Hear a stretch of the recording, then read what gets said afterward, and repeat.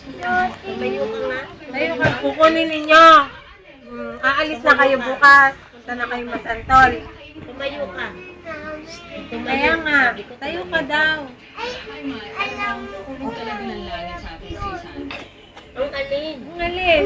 Malayo, di ba? Oo naman. Napakalayo kaya. Gusto mo dito na lang ako kasi ang layo. Dito kami ako na lang mga alis. Oo. Okay lang sa'yo yun. Siya na lang ang kukuha ng bag Di ba mo. pag napapagod ka, hinihika ka? Mahirap. Ang layo. Hindi ako makakapunta. Ang layo. Sige na nga. Pumapayag na nga ako. Paano yun? Anong sasabihin mo sa teacher kay Teacher Marites pala? Huwag na ako.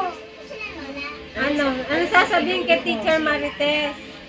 Huwag na ako mag-school doon. Gusto ko dito. At paano na si Lindsay? Hahanapin ka niya. Tsaka ni Daisy. Sabi, Sinong Daisy? yung classmates mo ba? Hindi. Okay na yun.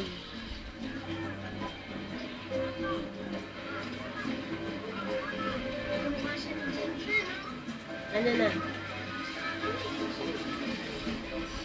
Pangit naman. Todo. Ikaw, nagdododo ka pa ba? Tapos na kayo nag-usap.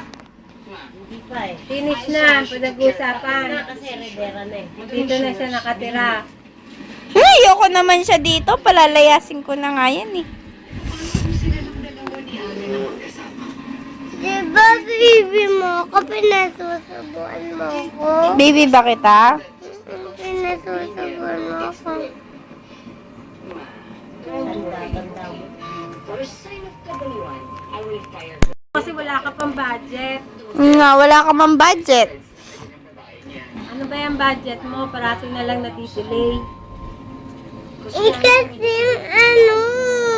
hirap ngunit Hirap. Oo, malayo yung Singapore, paano? Paano nga naman? Sabi mo nga dyan si Nainay sa ano. Kunyari nakikita mo si Nainay. Ano Ang sasabihin mo sa kanya? Nay, kamo.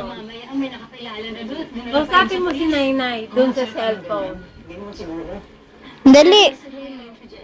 Sabihin mo sa kanya na dito ka titira. Ay, hindi Di siya papayag.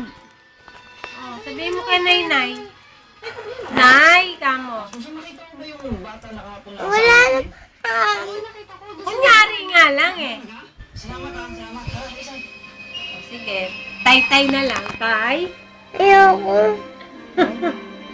Sino bang tay-tay mo?